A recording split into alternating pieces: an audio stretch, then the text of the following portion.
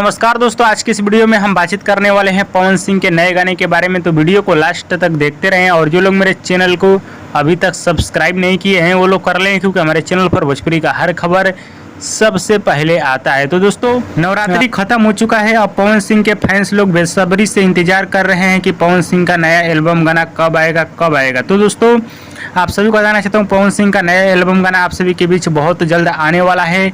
शुभ लाभ फिल्म के YouTube channel से हो सकता है कल या परसों में गाने का पोस्टर आप सभी के बीच आ जाए।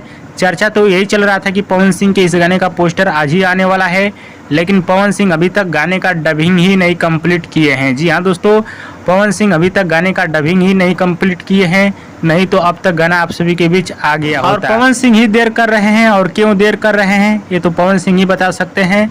बाकी फैंस लोग तो इंतजार कर रहे हैं कि पवन सिंह का गाना कब आएगा। तो चलिए, आज ना तो कल पवन सिंह का गाना आप सभी के बीच आइबे करेगा। वीडियो पसंद है तो ज़्यादा लाइक करें, कमेंट करें, शेयर करें, सब्सक्राइब करें। धन्यवाद दोस्तों।